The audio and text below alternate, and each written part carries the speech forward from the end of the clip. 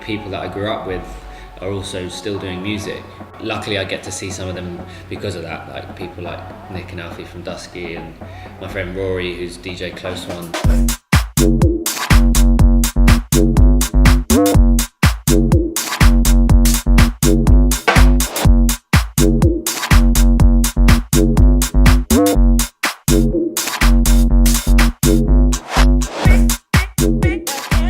My mates who I used to like ride around BMXing with, and my brother, we'd all like either make tunes together or kind of make music on our own and kind of like show it to each other. So yeah, that was part of the kind of excitement of like, you know, seeing who could get a better tune going. I actually remember buying a copy of Music 2000 for the PlayStation.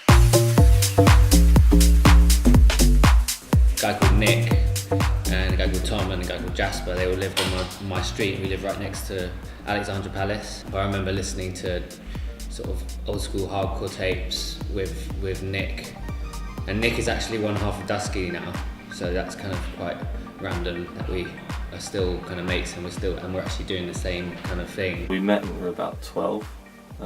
We just used to hang out in the park, skateboard, do what young lads do, and just talk about music. Nick had some decks, so we used to go and play on his sound labs with all these old records. And I remember he was really good friends with Charlie, who's Break, the drum and bass producer, and he was like a sick turntablist.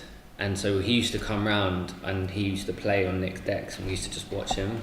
My friend Rory, who's DJ Close One, he was a big part of sort of growing up, introducing me to kind of dance music. We turn up at each other's houses with a little plastic bag full of the latest records we bought that week, and then we do mix for hours and hours and hours. Swapping music and swapping like techniques. It's completely mad that that me, Matt and Nick are all kind of actually still doing that, and it's kind of to think back they all started that long ago and sort of together essentially, and that now we get the opportunity to actually play gigs together and kind of play at the same festivals and play the same lineups, and that's really amazing.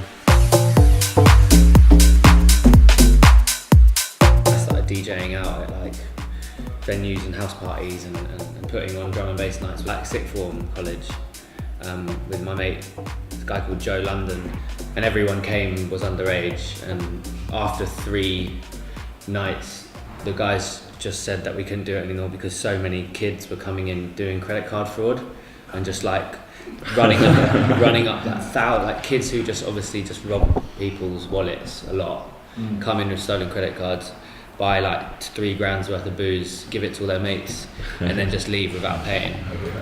So the guys like, your nights are really good and they're pumping and you're playing sick tunes, but attracting the wrong crowd. Yeah.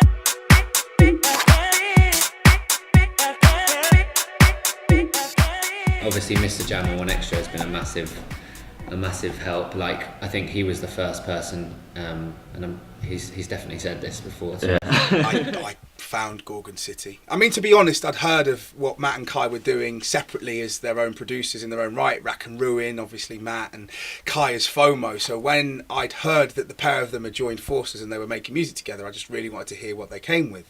And when I first heard Real, I was completely blown away. It came to the point where I was playing it 4 times in a show, every single time that I was on air.